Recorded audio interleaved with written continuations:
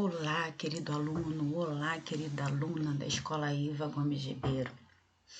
Hoje, dia 12 de abril de 2021, daremos início à nossa aula desta segunda-feira. Como é que foi o final de semana? Por aqui foi tranquilo. Seguimos no isolamento, com muito amor e carinho em família, e espero que na casa de vocês também estejam, nessa tranquilidade, nessa paz, e seguindo com saúde, que é mais importante. Vamos lá? Hoje nós vamos começar nosso caderno Rio Educa, com a aula de ciências. Ciências foi na quarta-feira. Nós hoje vamos dar prosseguimento com a parte de história, Faremos uma aula de história que falaremos dos nossos povos, das nossas origens, conceitos de nômades e sedentários, E aí a gente está fazendo, com isso o nosso caminhar, mediante ao nosso currículo carioca. Vamos lá. Nós vamos lá, na página, pegar o nosso material Reeduca, na página 54 e a página 55. São essas duas páginas que faremos hoje. Temos muita coisa para olhar aqui no material que vai ser super válido. E aí, nosso amiguinho, nosso colega de escola aí do nosso material fala assim: como podemos estudar história? Ele dá dica pra gente. Olá, colegas, sejam bem-vindos. Vocês sabem como podemos estudar história? Você precisa saber que a história é constituída pelos vestígios deixados pelas sociedades em diferentes tempos e espaços. Esses vestígios são chamados de fontes históricas e se dividem em fontes materiais e fontes imateriais. As fontes materiais são fontes concretas produzidas pelas tradições orais, pelo canto, pela dança, lendas, por exemplo, que são transmitidas oralmente de geração em geração.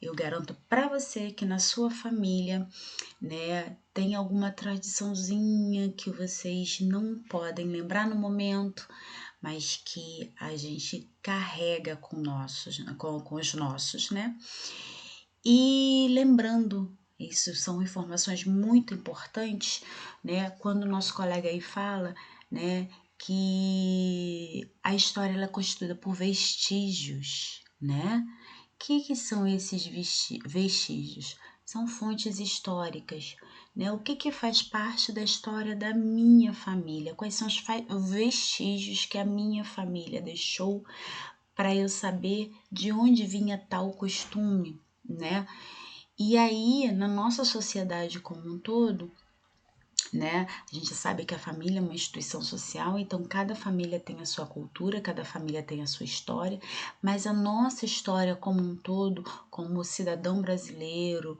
como agente integrante da história de uma sociedade brasileira, de uma sociedade mundial, também a nossa humanidade traz vestígios, e é isso que a gente vai ver agora, na nossa aula também, é claro. Essas fontes podem ser materiais e imateriais, Como ele falou, materiais são aquelas fontes concretas. Por exemplo, quem já ouviu falar do descobrimento de um fóssil, No Museu Nacional, aquele museu que pegou fogo há uns 2, 3 anos atrás, tinha o maior fóssil de dinossauro descoberto, que estava lá montadinho, Isso é uma fonte material que prova, a existência daqueles seres em determinado espaço e tempo, da nossa história, E as fontes imateriais eu falei, são aqueles costumes que a gente tem, que fazem parte da nossa vivência.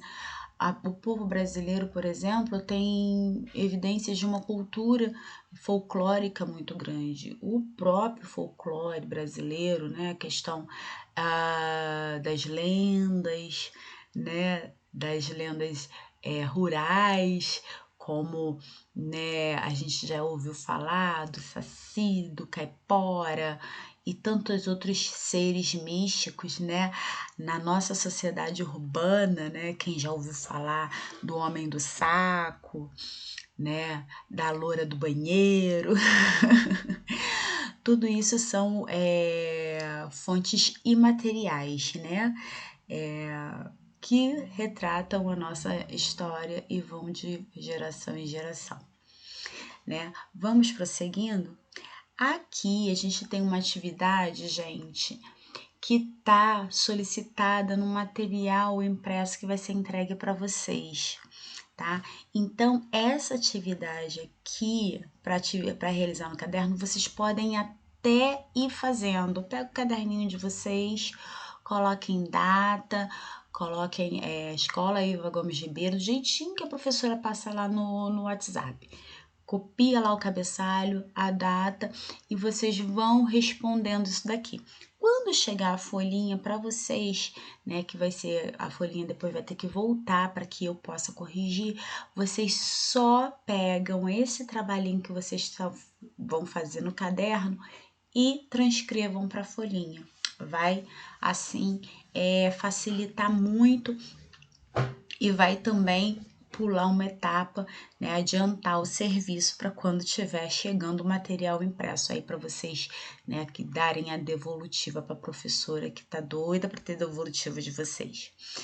Ó, diz assim, ó, nós carregamos vivências de toda a nossa família. E o nosso bairro carrega vivências de milhares de famílias através dos tempos. Né? A gente não pode esquecer isso. No bairro onde a gente vive, quantas famílias não vivem e não já viveram? Né? Vamos pensar nisso? Aí vem aí um desafio pra gente. Você conhece a história do seu bairro? Dessas pessoas ou dessas famílias? Faça uma pesquisa e registre no seu caderno. Se você conseguir uma fotografia antiga de uma parte do seu bairro, será legal. Você terá um exemplo de uma fonte histórica material registrada em seu caderno, né? Então, aí você vai procurar, você vai pesquisar, né, a história do seu bairro, das pessoas ou das famílias que residiram e residem no seu bairro, o entorno de onde você mora. Não precisa ser uma coisa grandiosa do bairro de Campo Grande inteiro, mas, por exemplo, a nossa escola está situada no bairro do São Jorge, né? Como é que era a vida no São Jorge antes, né? Para os que moram ali aqui no São Jorge, né? Como é que eram os costumes, né? Como é que é essa história, né? Confesso falo para vocês com propriedade que se a vovó, o vovô, né, sempre moraram aí por aqui, vocês vão ter uma fonte material para registrar muito boa, porque tem a história nessa vivência, né? Nós temos a história. E aí a gente vem como dica aqui que a gente pode pesquisar nesses endereços aqui. Eu vou colocar aqui para vocês, para compartilhar com vocês um pouquinho o que são esses materiais aqui e que a gente pode navegar na internet e procurar ele. Aqui a gente tem no armazenzinho, ó, esse site aqui da prefeitura que tem dados grátis através do aplicativo Rio Educa em Casa, tá? Nesse site, nesse linkzinho que tá aí no material de vocês, a gente consegue ver, ó, todos os bairros do Rio de Janeiro, ó, Abolição, tá por ordem alfabética, tá? Abolição, Acari, Água Santa, Andaraí, Anchieta, tá vendo? Bangu, ó, já na Zona Oeste, tá aí dizendo, né? Barra da Tijuca, Barra de Guaratiba, olha que bacana. Barros Filhos. E também tem, ó, vamos procurar o bairro de Campo Grande. Quando a gente clica em cima, ó, vai aparecer, vai acender todo o bairro de Campo Grande. Olha como o bairro de Campo Grande é grande, gente. Imenso, né? Aqui a gente tem Inhoaíba, ó. Vamos ver Inhoaíba? Antes de ver Inhoaíba, a gente passa aqui, ó. A gente tem a história do bairro, né? A história do bairro, ó. Aparece, ó, essa foto aqui. Essa foto é da Praça da Regional de Campo Grande, ali na rua beirando a linha do trem, só que do outro lado da estação, do lado de lá. Aí tem esse laguinho e aqui é a sede regional, tá? Vamos ver a de Inhoaíba. Vamos ver, ó, que é mais específica. A gente sabe que a gente tem, ó. Aí a gente vai passar, ó, Cordovil. Vamos lá. Olha o bairro de Cordovil como é pequenininho, né? Vamos ver, ó. Olha Santa Cruz como é grande. Se a gente passar por exemplo, a gente quer ver qual é o bairro que é tão grande, gente. Aqui, ó, em território, ó. Aqui, ó, Santa Cruz, ó. Aqui, ó, Guaratiba. Olha o bairro de Guaratiba como é grande, gente. Imenso, não é mesmo? Aqui, ó, Guaratiba. Que termina aqui, ó, na Restinga da Marambaia, ó. Tá vendo? Aqui, ó, Recreio dos Bandeirantes. Olha como o Recreio também é grandinho. Dá pra gente ver a localização dos bairros de Campo Grande, do Rio de Janeiro, desculpa, né? Vargem Grande. Muito legal isso aqui, ó. Eu gostei muito. Senador Camará, gostei muito mesmo. Vamos procurar aqui em Uaíba. Vamos lá. Inhoaíba, ó. Inhoaíba, do ladinho de Campo Grande, ó. Ficou aceso. Aqui, ó. Vocês reconhecem essa praça? Conhece? Comenta aqui, faz no comentário aqui que praça é essa. Me fala que praça é essa de Inhoaíba, se vocês conhecem. Olha a foto. Lê a história de Inhoaíba. Vê se ela tem alguma coisa a ver com Campo Grande, né? A gente sabe que o bairro, o São Jorge, ele fica entre Inhoaíba e entre Campo Grande. Então vamos pesquisar um pouquinho dos dois bairros. E aqui é um momento muito bacana de se ver. Guarda essa dica na cabecinha de vocês. Essa dica tá aqui, ó. Deixa eu mostrar para vocês, ó. Tá aqui nessa caixinha rosa. Esse primeiro link é do armazenzinho, tá? Que é aquele lugar lá. Se a gente for no aplicativo Rio Educa em Casa, a gente consegue ter acesso ao armazenzinho e a gente vai para essa aba aqui, ó, História dos Bairros, tá? E lá na História dos Bairros, a gente consegue ver todos os bairros do Rio de Janeiro, suas histórias, suas curiosidades, bem bacana, não acha? E aqui nesse segundo link, nós temos uma aba da Multirio, que também tem acesso lá nos dados gratuitos do Rio Educa em Casa. Também tem acesso pelo aplicativo Rio Educa em Casa de vocês. E aí a gente vai ver ele agora, vamos ver? Ó, dentro do da Multirio, né? Deixa eu mostrar aqui para você o link que tá escrito aqui, ó, né? Lá não tem. É muito chato essa parte aqui. Aqui tá a história dos bairros direitinho, aqui já tá mais difícil. Mas vamos lá. Lá no site da Multirio, nós temos uma, uma seção dizendo que é destinada aos bairros cariocas. E aqui também tem histórico de todos os bairros, né? Ou da maioria deles. Aqui, ó, nós temos, ó, uma seção de Campo Grande. Se a gente correr por aqui e for, ó, página 2, página 3, a gente vai vendo, ó, Vila Isabel, Guadalupe, Meia. A gente vai chegar até o de Campo Grande. No Campo Grande a gente vai ter essa esse texto aqui, né, essas curiosidades, essas essas descobertas, né, mesmo assim. Ah, e ainda tem aqui, ó, outras curiosidades, ó. Você nota que quando a gente passa aqui, o nosso prompt vira uma mãozinha. Quando vira essa mãozinha, é sinal que tem alguma coisa aqui que a gente precisa descobrir. Ó, a quase cidade de Campo Grande. Vamos lá ver o que vai acontecer aqui? Ó, e diz aqui uma outra curiosidade, ó. Ó, tá vendo? Aí a gente vai, ó, a gente pode voltar à matéria principal, ó, que era aquela que a gente estava vendo, né? Então tem várias curiosidades aí para que vocês descubram, minha gente. Não vou dar spoiler porque eu quero que vocês vejam, que vocês leiam e que vocês façam um comentário aqui embaixo, ó, no canal da gente, para a gente saber o que vocês andam fazendo. Pode ser? Vamos lá, vamos prosseguindo. Nessa série Bairros Cariocas da Multirio, eu não achei o bairro de Inhoaíba, né? Vocês podem procurar, se vocês acharem, vocês me falam. Pode ser? Mas eu achei, ó, Guaratiba, né? E Guaratiba tem aqui também todo o histórico, né, do bairro. Vamos explorar? Já tá aí tudo bonitinho para vocês explorarem, hein?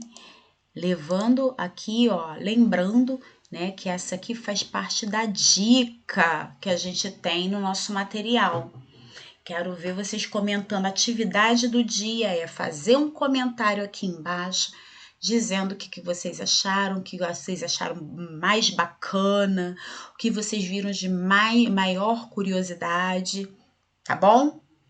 Comentário aqui embaixo, né? Lembrando que essa atividade vocês vão receber, vocês vão fazer no caderno de vocês, beleza? E depois vocês vão transcrever para a folhinha que vai chegar para me entregar. Mas por enquanto vocês vão fazer no caderninho de vocês, ok?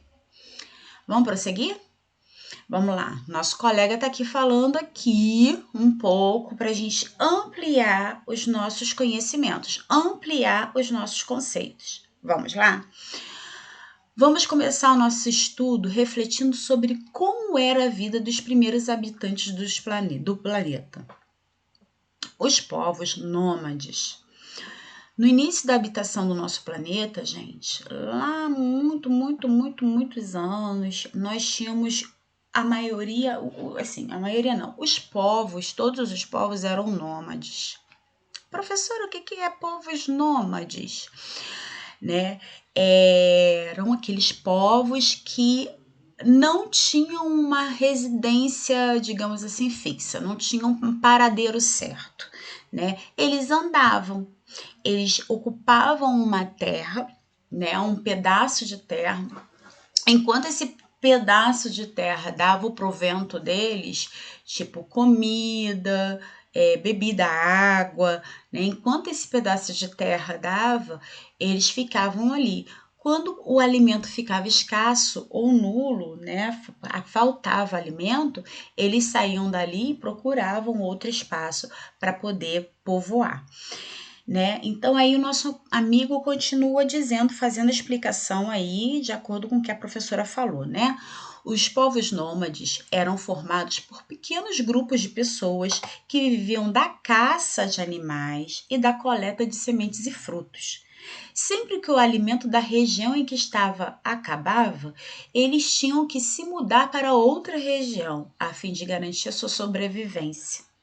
Assim, os povos nômades sempre migravam de uma região para outra, ou seja, não se fixavam em lugar nenhum, nem em nenhum lugar, né? Então, era exatamente isso. Ocupavam um determinado território. Esse território tinha pesca? Tinha peixe em abundância? Joia, vamos ficando. Tem caça? Dá para caçar? Joia, vamos ficando. Tem frutos e sementes, né? As árvores, as plantas estão produzindo, a gente consegue se alimentar, né, dos vegetais?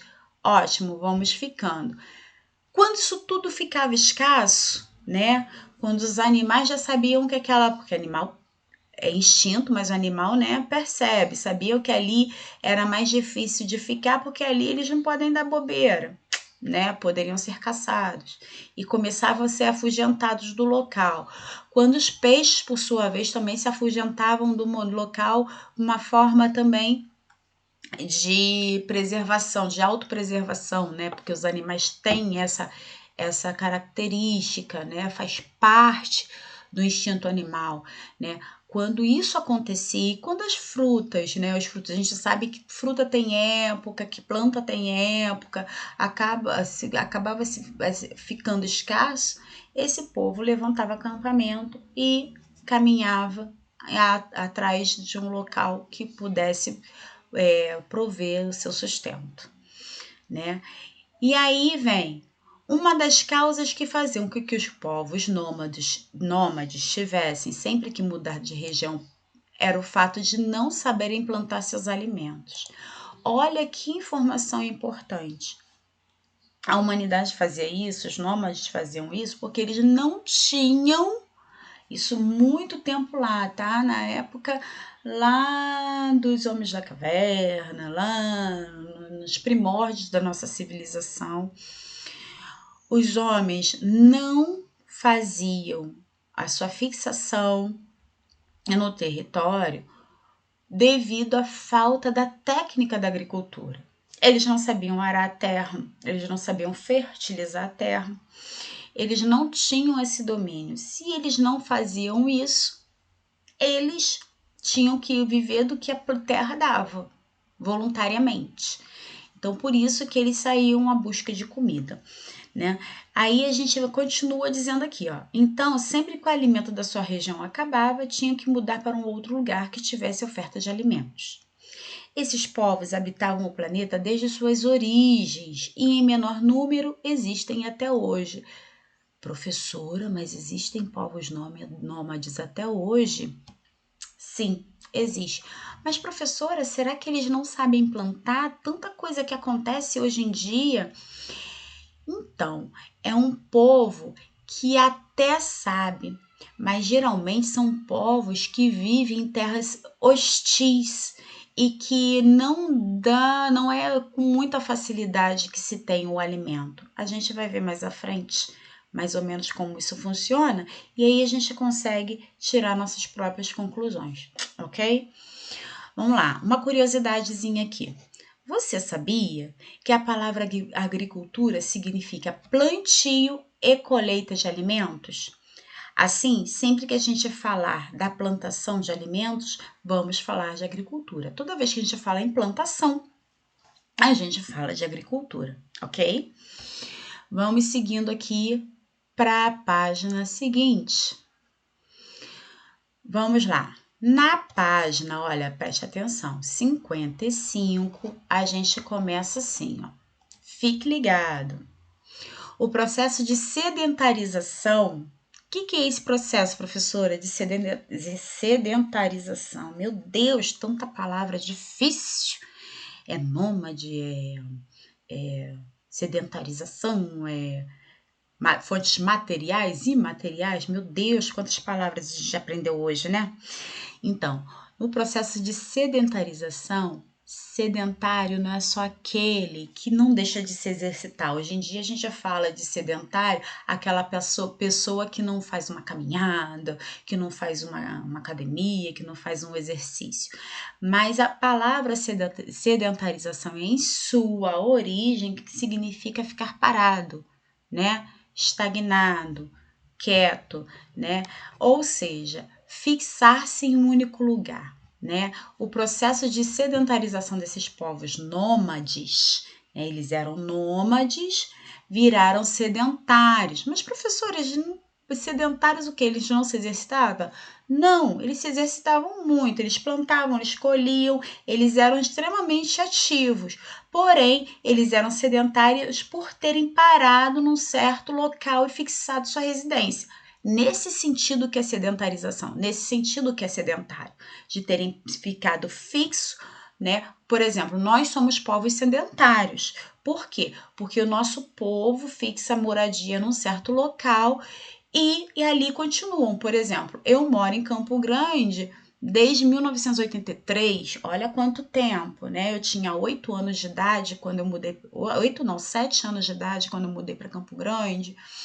Então, olha, é isso que marca, né, a sedentarização de um povo, né? Não é que esse povo seja parado, só viva deitado, não se exercite, não é nada disso. É porque o povo fixado o local, em termos de territorialização, tá, gente? Vamos observar a utilização da palavra de acordo com o emprego dela, de acordo com o momento que a gente está utilizando ela. Vamos lá? O processo de sedentarização, que é fixar-se em um único lugar, só se tornou possível devido à agricultura. A gente já viu agricultura, plantio e colheita de alimentos, né? Com a habilidade de plantar seu próprio alimento, o ser humano passou a depender menos das coletas e pôde se organizar de acordo com as colheitas dos alimentos plantados. Surgem então os povos sedentários, ou seja, pessoas que passaram a se fixar em um espaço plantando e colhendo, não apenas caçando e coletando como os povos nômades. A gente tinha aí um processo de povos nômades que andavam de acordo com a oferta que o espaço dava. Nós passamos a ter um processo de sedentarização dos povos fixarem o seu espaço, o seu território, plantando, colhendo e criando animais. Então, eles não precisavam mais ficar caçando, né? Eles criavam os animais, eles plantavam, colhiam, e isso favoreceram essa fixação de território. Vamos lá, mais uma atividade para ser realizada no seu caderno, né? Como é a sua relação com a natureza? A sua relação, aluno, você, com a natureza. Qual é a sua relação com a natureza? 3. O que podemos fazer para preservar e respeitar a natureza? Quero a sua resposta. 4. Como era a relação dos povos nômades, primeiros habitantes do planeta, com a natureza? Aí a gente vai pensar um pouco. Vamos usar a cabecinha para pensar. A gente sabe que eles iam para o espaço, coletavam tudo, quando ficava escasso, eles mudavam. E aí, como era a relação do povo nômade, né, que são esses primeiros habitantes do planeta, com a natureza? Qual é a relação deles?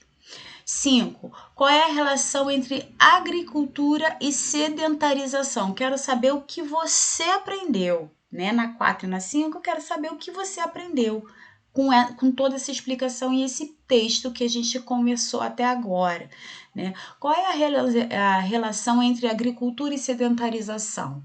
Né? O que a gente falou com relação à agricultura? O homem, quando aprendeu a plantar, colher, criar, ele se sedentarizou, sedentário no sentido da palavra de fixar moradia, de fixar um território, né? Parou de ficar andando, né, pelo espaço para procurar alimento. Aí a gente vai fazer isso tudo no caderninho, tá? Caderninho, atividade, resposta. Não esqueçam disso. Vamos continuar aqui, ó, com um professor falando pra gente. Vocês sabiam que existem povos nômades hoje? Ó, ele vem falando de povos nômades que existem até hoje, ano de 2021. Sim, existem. Ainda hoje encontramos sociedades nômades, como os beduínos e os tuaregues. Os tuaregues, povo nômade do continente africano, lá do continente africano, vivem no deserto do Saara. O sol dessa região do planeta é muito forte, né? E os beduínos são nômades que vivem nos desertos do Oriente Médio e do norte da África. Professora, por que eles são nômades até hoje? Olha aqui o que a gente está falando. Vamos concluir aqui, ó. Eles vivem em região desértica, de deserto, ó, nos dos desertos do Oriente Médio e outros no deserto do Saara. É possível esse espaço, né, esse território, favorecer o que a gente preza para a sedentarização de um povo, que é a agricultura? Vamos ver o que caracteriza um deserto: solo pobre, solo arenoso. A gente sabe, já viu várias vezes o deserto do Saara em documentários, né? É um motivo para a gente pesquisar um pouquinho mais. O que vocês acham de navegar aí? Hoje a gente tem internet, quem tem essa possibilidade, dar uma navegadinha e procurar e saber o que mais um pouquinho dos povos tuaregues e dos beduínos. É uma boa ideia, não é? Vamos pesquisar? Pesquisar, e se você pesquisar, se você encontrar uma coisa interessante, me conta. Conta aqui no comentário. Vou ficar esperando, hein? Olha quanta coisa que a gente descobre hoje, né? Vamos prosseguir? Os povos que habitavam o Brasil antes da chegada dos portugueses. Quando os portugueses chegaram aqui nas nossas terras brasileiras, eles encontraram aqui já um povo. Então a gente pode dizer que a terra foi descoberta? Mais ou menos, né, gente? Porque já tinha um povo que habitava aqui, já tinha um povo que tinha sua cultura, né, que tinha seus costumes, né, que tinha suas fontes imateriais, né, através da sua cultura, da sua forma de lidar com a natureza, parará, e suas fontes materiais através de seus desenhos,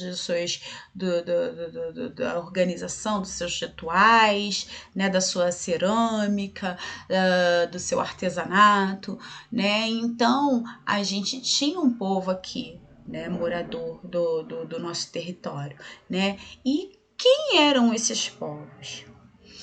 Cerca de 3,5 milhões de índios habitavam o Brasil na época da chegada dos portugueses. Quando foi isso mesmo? A gente está chegando aí na data, ó. Em 1500, né? Dia 22 de abril de 1500, né? Foi aí que chegou a caravela, né? A esquadra de Cabral, que foi datado, né? A ocupação portuguesa, né? Do nosso território, né? A dita, né, como eles falam, descobrimento do Brasil, que nada mais foi do que a ocupação territorial brasileira, né? Então a gente já sabe que isso foi lá em 1500. Quantos anos tem isso? Vocês querem ver quantos anos tem isso? Vamos fazer a continha para a gente saber? Deixa eu procurar aqui a calculadora, que aí a gente vê direitinho, ó. A gente tá em 2021, ó. Ai, desculpa, tá dando errado. 2021, não é? Vamos subtrair pelo ano de 1500, porque aí a gente sabe quantos anos teve de colonização portuguesa. Olha quantos anos fazem. Semana que vem que foi datado o descobrimento do Brasil, ó. 521 anos. Tempo pra caramba, né?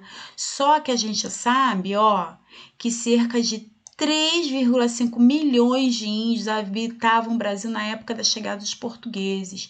Ou seja, né, eles habitavam o nosso país há mais de 521 anos, né? Há mais que isso. A gente sabe que antes disso aqui, eles já se faziam presentes no nosso território. Eles dividiam-se em 4 grupos linguísticos culturais. O que é isso, professora? Grupo linguístico cultural. De acordo com seu dialeto, com a sua fala. Linguística vem de língua, né? Eles eram 4 grupos linguísticos culturais que tinham línguas e culturas diferentes, né? Culturais vem de cultura, né? Línguas e culturas diferentes. Nós temos aqui o Tupi, o G, os Aruaques e os Caraíbas, né? Naquela ocasião, né, na época do descobrimento, há 521 anos atrás, os tupis acabavam de ocupar o litoral, expulsando para o interior, né, ou seja, para dentro do litoral fora das margens, né, onde tem praias, litoral que se marca pelo mar, né, fora das possibilidades marítimas, né, expulsando para o interior as tribos que não fossem tupis. Então, os tupis tomaram conta de todo o litoral e os Geis, os aruaques, os caraíbas acabaram vindo para o interior, né, para as áreas mais de mata, de menos mar. Né?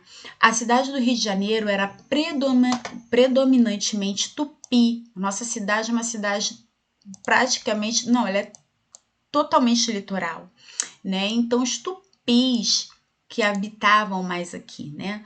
As tribos tupis eram formadas por indivíduos cujas aldeias ocupavam uma área contígua, falavam a mesma língua, tinham os mesmos costumes e possuíam um sentimento de unidade. Né? Os povos tupis, eles eram únicos, eles se sentiam únicos, esse sentimento de unidade que eles carregam. Não existia uma autoridade central na tribo, cada uma das aldeias constituía uma unidade política independente, com o chefe que não se distinguia dos demais homens. Ele caçava, pescava e trabalhava na roça como qualquer um. Professores não tinham chefe? Tinham. Só que era uma pessoa que era referência, era um líder, né, digamos assim. Né? Mas isso não deixava ele livre de nenhuma das atribuições da aldeia. Né? Ele caçava como qualquer um, ele pescava, ele trabalhava no roçado, ele era parte da aldeia. Era isso que o material quis passar pra gente. Essas ilustrações aqui, ó, foram retirados do livro Os Aldeamentos Indígenas do Rio de Janeiro. A fonte está aqui, ó. Temos um linkzinho aqui também do Multirio, que se a gente abrir, ó, vamos abrir aqui para ver? Ah, a gente não conseguiu carregar. Eu vou procurar e vou ver para vocês. Toda vez que eu tento isso no susto, eu não consigo. E aqui também nós temos outro linkzinho, também de pesquisa, que vamos tentar abrir agora, ó. A Sociedade Indígena Brasileira no século XVI. Aí tá aqui dizendo tudo que fala sobre, né, informações, né, relevantes acerca das sociedades indígenas brasileiras na época do descobrimento. Também é uma boa fonte de pesquisa para você pesquisar. Não vão fugir disso não, hein? Fique ligado. Como nossos povos indígenas trabalhavam na roça, eles dominavam a técnica da agricultura. Logo, podemos dizer que eles eram povos sedentários. Então, os nossos indígenas eram sedentários? Sim. Eles caçavam, eles pescavam, eles criavam além da caça, né? Eles criavam alguns animais. Eles, mais que isso, além da caça e da pesca, né? Porque às vezes eles podiam até mudar de território porque a caça ficava escassa, porque a pesca ficava escassa, mas eles sabiam plantar e colher. Como eles dominavam a técnica da agricultura, logo eles eram povos sedentários. Vamos prestar atenção nessa relação, ok?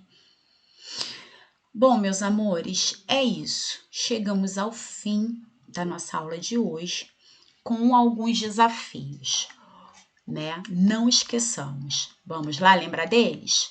Um desafio é a gente abrir o nosso caderno, fazer o nosso cabeçalho e realizar essa atividade número 1. A gente vai guardar ela bem escritinha, vai elaborar ela bem organizadinha, porque a gente vai transcrever ela para o material que vai chegar para vocês.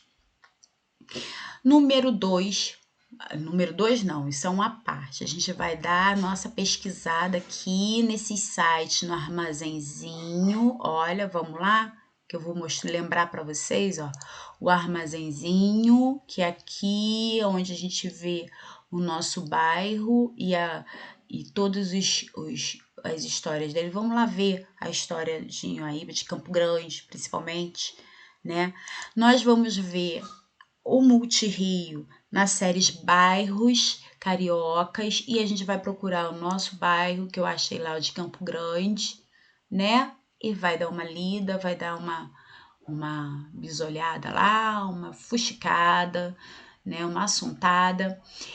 Vai ler esse material e vai fazer um comentáriozinho aqui. O que vocês acham? Fazer esse comentário para a gente poder conversar. Caiu aqui um negócio, desculpa. Para a gente conversar um pouquinho sobre o assunto, né? Mesmo estando eu aqui e vocês aí, né? Nós temos outro desafio. Vamos lá, né? Nós temos aqui, ó, essas atividades que a gente vai dar prosseguimento à atividade do caderno. A gente vai lá continuar com o número 2, 3, 4 e 5. A 2 e 3 perguntando com respostas pessoais, né? Como é a sua relação com a natureza, o que vocês acham, né? E a 4 e 5 com o conhecimento, né? O entendimento que vocês tiveram de toda essa aula e de todo esse material, né?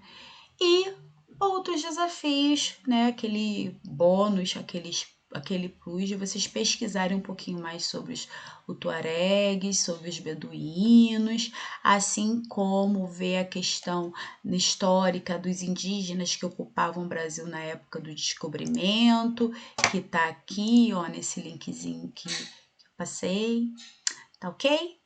Então é isso, meus amores, por hoje é só.